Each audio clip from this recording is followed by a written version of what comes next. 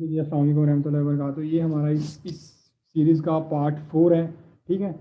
तो क्योंकि ये वीडियोस ज़रा ये आज का टॉपिक ही बड़ा इंपॉर्टेंट था, तो हम इस चीज़ को कंटिन्यू कर रहे हैं, तो इंशाल्लाह कोई मसला नहीं, हो जाएगा मैनेज। मैं आपके साथ स्क्रीन शेयर कर रहा हूँ, तो इंशाल्लाह हम दोबारा वहीं से शुरू करते हैं जहाँ से हमने छोड़ा था। तो हम यहाँ पर थे कि हमने 2021 के रिव्यूज़ काउंट करने थे, तो जो 2021 के रिव्यूज़ थे, मैं दोबारा जाता हूँ हमारे सेलर सेंट्रल के, यानी कि जो हमारे लॉगिन पेज है उसके ऊपर दराज का, तो यहाँ पर नज़र आ रहा है मुझे। चलो जी, ये नज़र आ गया, क्योंकि एक में होते हैं 5, 8, 40, 40 और 2, 42। तो 42 रिव्यूज़ हैं इस बंदे के पास। मैंने किस तरह काउंट किए कि मैंने टैब करता रहा, मैं यहाँ पर आता रहा। एक ये वाला जो फेस होता है, एक वाला जो टैब है, इसके अंदर 5 रिव्यूज़ होते हैं। एक पहला रिव्यू 1 है, 2 है, 3 है, 4 है, 5, तो 5 रिव्यूज़ होते हैं। मतलब 8 को हम 5 से मल्टीप्लाई करें तो 40, और पहले 2 रिव्यूज़ जो हैं वो 2021 के हैं, तो वो इसका मतलब 42 रिव्यूज़ जो हैं वो 2021 के इसके बंदे के पास हैं। मतलब इसके पास 2021 के अंदर आके अच्छा काम होगा। लिस्टिंग एज, इस बंदे की लिस्टिंग एज कितनी है? जैसे हमने बताया था कि पहले वाले बंदे की 22 महीने लिस्टिंग एज है। ठीक है। Order per day last week. अच्छा, ऊपर आप फॉर्मूला देख रहे होंगे, ये ऊपर इस कॉलम के अंदर फॉर्मूला भी लिखा हुआ है। आपने ज़रा आंखें खोल के टैब करना है। ये ऊपर वाला फॉर्मूला जो है, लास्ट, एल का मतलब लास्ट, और डब्ल्यू का मतलब वीक, आर का मतलब reviews, multiply by 3 divided by 7। ठीक है। लास्ट वीक रिव्यूज जो है हमारे पास वो हैं 7। तो 7 को अगर हम मल्टीप्लाई बाय करें 3, 21, 21 को हम डिवाइड करें 7 के ऊपर, 7 मल्टीप्लाई बाय 3, 21, 21 डिवाइडेड बाय 7, तो ये हमारे पास 3 ऑर्डर आ रहा है।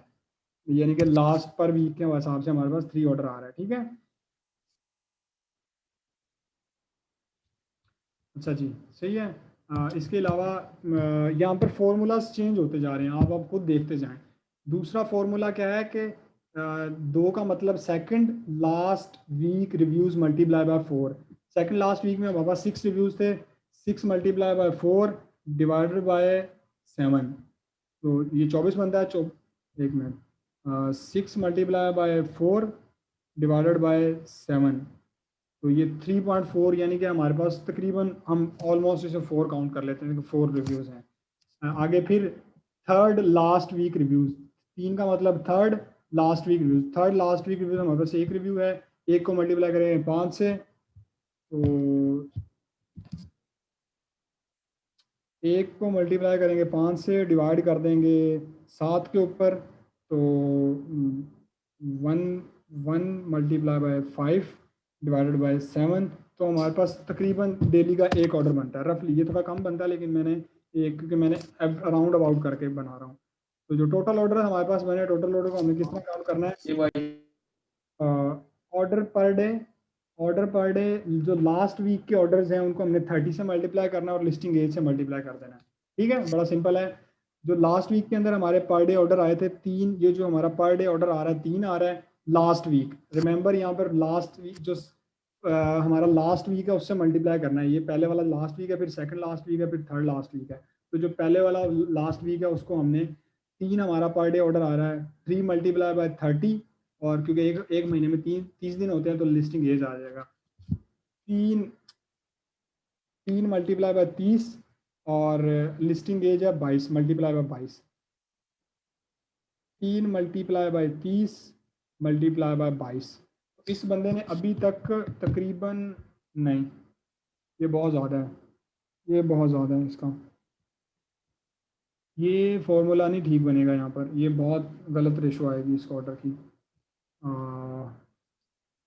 No, no, no, no, no,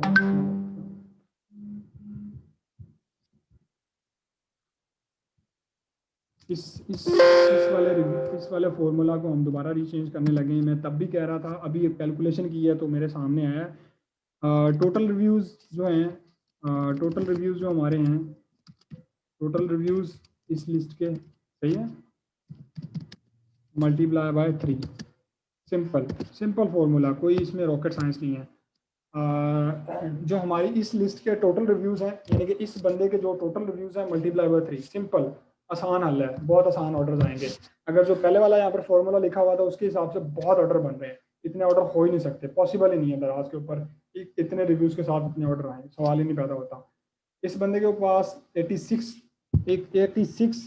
reviews थे, मल्टीप्लाई बाय 3, तो इसका मतलब तकरीबन इस बंदे ने 258 ऑर्डर इस बंदे ने कंप्लीट किए हुए हैं। ठीक है, ये मैंने एक बंदे की कैलकुलेशन की है, इसी तरह बाकियों की भी आपने कैलकुलेशन करनी है हर बंदे की। ठीक है, ये मैंने इस वाले भाई साहब की कैलकुलेशन की है, इस वाले भाई साहब की कैलकुलेशन भी करनी है आपने, इसकी भी कैलकुलेशन करनी है, इसकी भी, हर हर प्रोडक्ट की आपने इसी तरह कैलकुलेशन करनी है। यहाँ पर जैसे ये वाला मैंने एक कॉलम फिल किया है, इसी तरह 10 के 10 लोगों के लिए आपने कॉलम फिल करनी है। ये वाले हर बंदे ने जो प्रोडक्ट करनी होती है वो इसी हिसाब से करनी होती है। ठीक है, तो ये चीज़ है। ठीक हो गया जी। तो एक तो ये हमारे पास चीज़ आ गई जनाबे वाला। अच्छा जी, ये शीट हमारी मुकम्मल हो गई है, हमने कंप्लीट कर दी है, कंप्लीट फिल कर दी है। इसी तरह आपने ये सारी शीट फिल कर देनी है। ओके जी, वेल डन। अगला जो हमारा लास्ट शीट है वो है इन्वेंट्री ट्रैकिंग। इन्वेंट्री ट्रैकिंग के अंदर क्या आता है जनाबे वाला? इन्वेंट्री ट्रैकिंग के अंदर पहले प्रोडक्ट का नाम है। मिसाल के तौर पे मेरी जो पहली प्रोडक्ट है उसका नाम मैंने ये वाला है, मैंने पूरा नाम ही कॉपी कर लिया। ठीक है जी, मैंने पूरा नाम कॉपी किया और इसके बाद वो कहता है डे 1 का स्टॉक कितना है।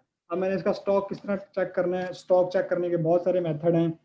मेरा रिकमेंडेड मेथड ये है कि आप कंट्रोल यू करें, कंट्रोल प्लस यू।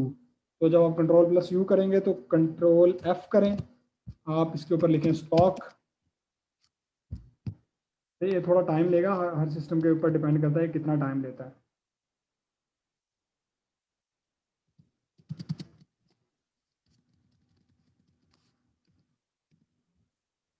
मेरे सिस्टम के साथ थोड़ा मसला है, ये स्टॉक के ऊपर जब मैं क्लिक करता हूँ तो वो स्टॉक वाला कीवर्ड पिक नहीं कर रहा होता ये, तो ये आप अपने साथ देख लीजिएगा। वो स्टॉक आ गया था, अभी आया, लेकिन वो मैंने थोड़ा लोड लेता है, लोडिंग में टाइम लेता है, क्योंकि 8,000 रिजल्ट हैं टोटल। तो वो 8,000 के अंदर इसने जब देखना है तो थोड़ा लोडिंग में यहाँ पर टाइम लेगा, थोड़ा सा बर्दाश्त कर लीजिएगा। ये स्टॉक के जो रिजल्ट आते हैं ये मैक्सिमम कोई 10-15 रिजल्ट आते हैं, आपने देखा 15 रिजल्ट आए हैं। ठीक है, मैंने स्टॉक के ऊपर मैं गया, मैं टैब करता रहूँगा। ये दूसरा स्टॉक है, तीसरा है, चौथा है, पांचवा है, छठा है। अब मैंने छठा स्टॉक किया है तो इसका स्टॉक मुझे ये दिखा रहा है 19। यानी कि इस जब मैं छठे स्टॉक के ऊपर आऊँगा, आपने छठे स्टॉक को ही ट्रैक करना है। बाज़ दफ़ा जब वेरिएशन ऐड होती है ये थोड़ा सा ऊपर नीचे बताता है, लेकिन जो इसका स्टॉक है वो 19 है। ठीक है, जो इसका स्टॉक है वो 19 है। तो ओके जी, मुझे पता चल गया इसका डे 1 का जो स्टॉक है वो 19 है।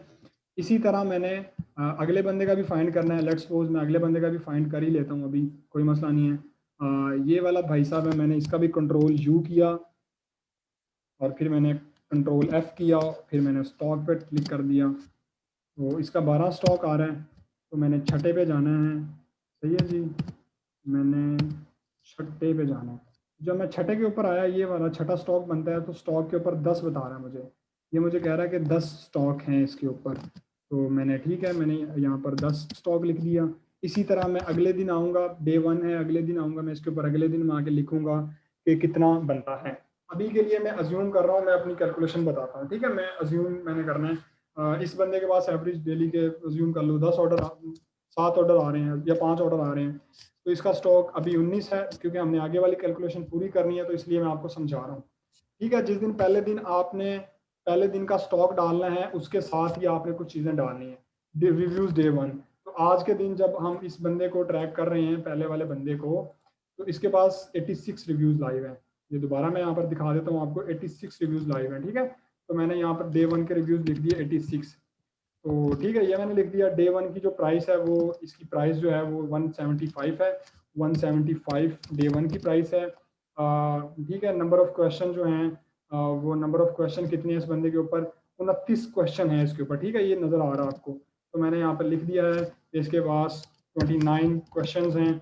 सेलर टाइप क्या है? अगर ये सेलर FBD होता तो FBD वाले यहाँ पर शो हो जाते हैं अलग से ना, यहाँ पर एक ऑप्शन बना होता है, मैं आपको दिखाता हूँ। मिसाल के तौर पे मैंने FBD पे क्लिक किया, फुलफिल बाय दराज, किधर गया भाई?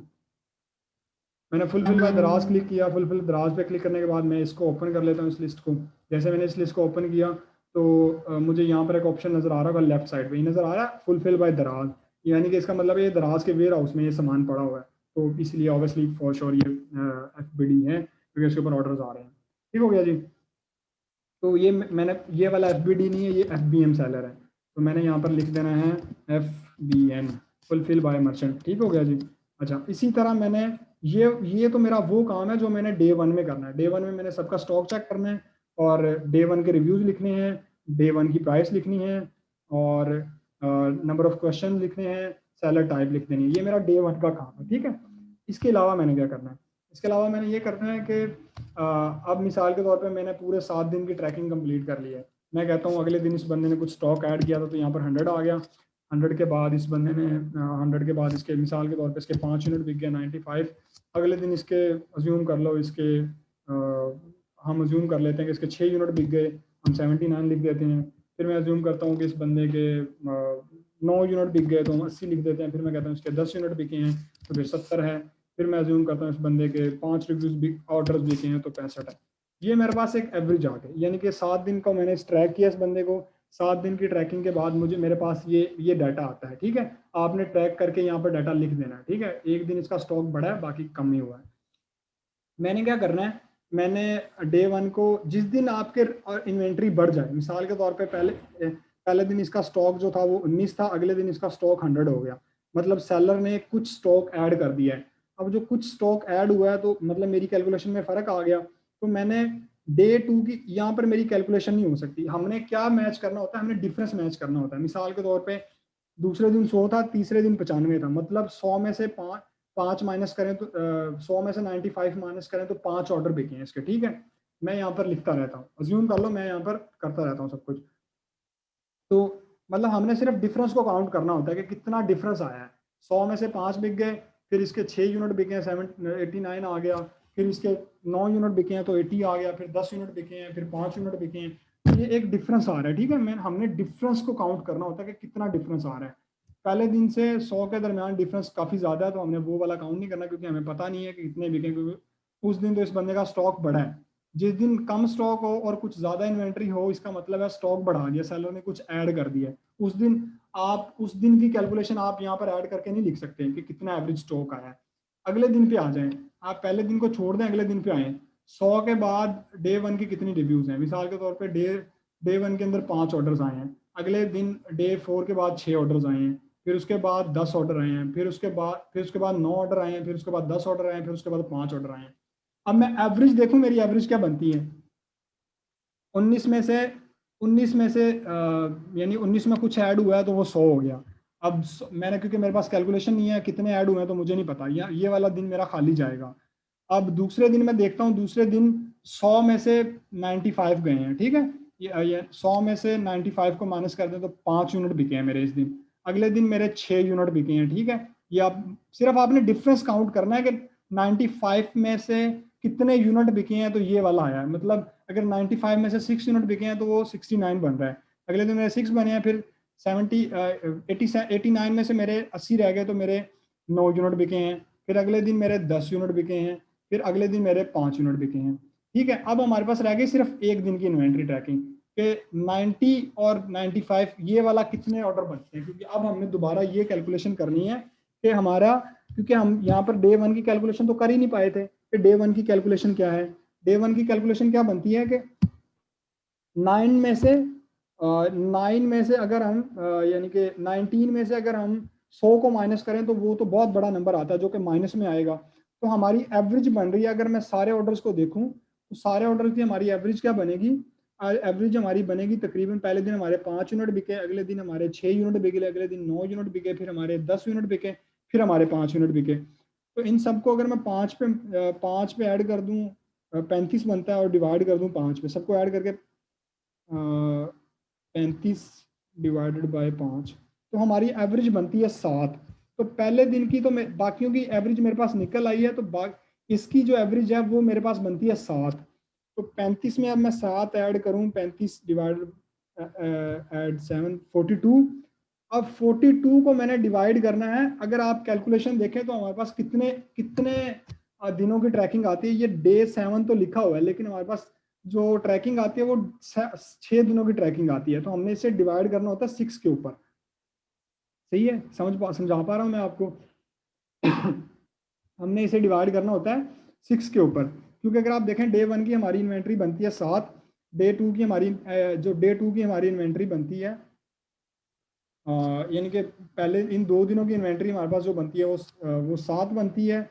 अगले दिन की जो इन्वेंट्री हमारे पास बनती है वो 5 बनती है, फिर 6 बनती है, फिर 9 बनती है, फिर 10 बनती है, फिर 5 बनती है। ठीक है, तो ये हमारे पास 6 दिनों का डाटा आया। तो हम इसे 7 पे डिवाइड नहीं करेंगे, हम इसे डिवाइड करेंगे 6 पे। तो 42 हमारा डिफरेंस बनता है, 42 डिवाइडेड बाई 6। ठीक है, ये हमारा एवरेज आ जाएगा कि कितने ऑर्डर पर डे बिक रहे हैं। 42 डिवाइडेड बाई 6, तो ये हमारा 7 बनता है, यानी कि डेली के इस बंदे के 7 यूनिट बिक रहे हैं। ठीक है, तो ये हमने डिवाइड किया 6 के ऊपर, ना के 7 के ऊपर। एवरेज हमने डिफरेंस काउंट करना है, डिफरेंस काउंट करने के बाद हमने डिवाइड कर देना है 6 के ऊपर। अगर आप एक चीज नोटिस कर रहे हो, जो हमने फार्मूले के जरिए कैलकुलेशन की थी, तो हमारा पर डे जो ऑर्डर रेशो आ रहा था वो यहाँ पर कम आ रहा था, लेकिन जो हमारा इन्वेंट्री के अंदर आ रहा है तो वो ज्यादा आ रहा है। उसकी वजह क्या है कि जो हमने ये वाली कैलकुलेशन की है ये बहुत रियलिस्टिक है, बहुत ज्यादा रियलिस्टिक है। ये हमने कोई चीज छोड़ी ही नहीं है कि हमने इतना कंक्रीट करके उसे निकाला है कि हमारे पास सिर्फ जेन्युइन ऑर्डर ही आ रहे हैं। ये तो खैर हमने एक एवरेज नंबर लिया है, ये कोई फिक्स नहीं है, लेकिन ये हमारे पास एक एवरेज नंबर आ गया। अब हमारे 7 दिन पूरे हो चुके हैं। मिसाल के तौर पे डे 1 के रिव्यूज 86 थे, तो अगले दिन इसके पास अगले हफ्ते 106 रिव्यूज, 20 रिव्यूज आए हैं। डे 1 की प्राइस 175 थी, तो डे 7 की प्राइस मिसाल के तौर पे 180 रुपये है, अज्यूम करते हैं ना। तो ये वाला कुछ डाटा आपने, जैसे डे 7 का रिव्यू, डे 7 की प्राइस और एवरेज स्टॉक जो है, ये आपने काउंट करना होता है 7 दिनों के बाद। 7 दिन आपने इस प्रोडक्ट को डेली ट्रैक भी करना है। आपने हंट तो कर लिया, लेकिन इसे डेली ट्रैक भी करना है। तो इसी तरह आपने बाकी लोगों का भी, जो बाकी लोग हैं उनका भी डाटा फिल करना है। टाइम टेकिंग चीज़ है, लेकिन मज़ेदार चीज़ है। आप करेंगे आपको मज़ा आएगा। जिस बंदे को मज़ा आता है इंशाल्लाह उसको इस काम में वो समझ ले कि उसका फ्यूचर अच्छा है।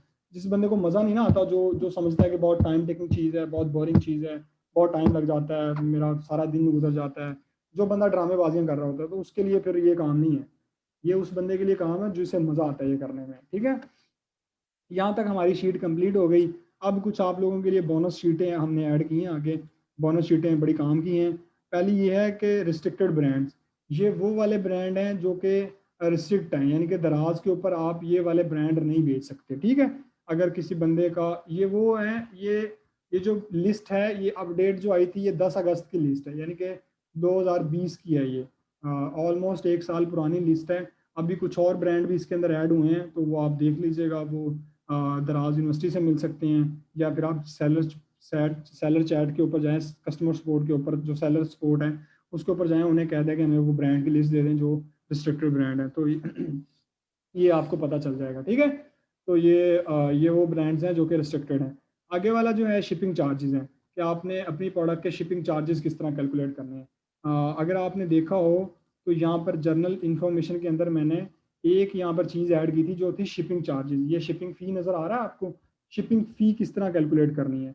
शिपिंग फ़ी आपने कैलकुलेट करनी है, जब आप शिपिंग चार्जेस के ऊपर आएंगे तो ये देखें, डेस्टिनेशन जो आपकी है वो इस्लामाबाद रावलपिंडी है, और जो आपका ओरिजिन है वो कराची, लाहौर, इस्लामाबाद है। ठीक है, यानी कि अगर आप अपना सामान जो है वो आपका जो सामान है, अगर आप कराची, लाहौर और इस्लामाबाद से भेजेंगे, यानी कि कराची से अगर आप इस्लामाबाद भेजेंगे या कराची से कराची भेजेंगे, तो आपको 49 रुपीज़ पड़ेगी, अगर आपका वेट जो है वो 0.5 ग्राम से कम है। ठीक है, और अगर आप लाहौर से लाहौर भेजेंगे तो कराची 7, यानी कि अगर आप इस्लामाबाद से लाहौर से इस्लामाबाद भेजेंगे तो वो तकरीबन 75 रुपीज़ पड़ेगा। इस्लामाबाद से इस्लामाबाद भेजेंगे तो वो तकरीबन 45 रुपीज़ पड़ेगा। इसी तरह वेट अगर आपका आधा किलो से लेकर 2 किलो के दरमियान में है तो ये वेट पड़ेगा।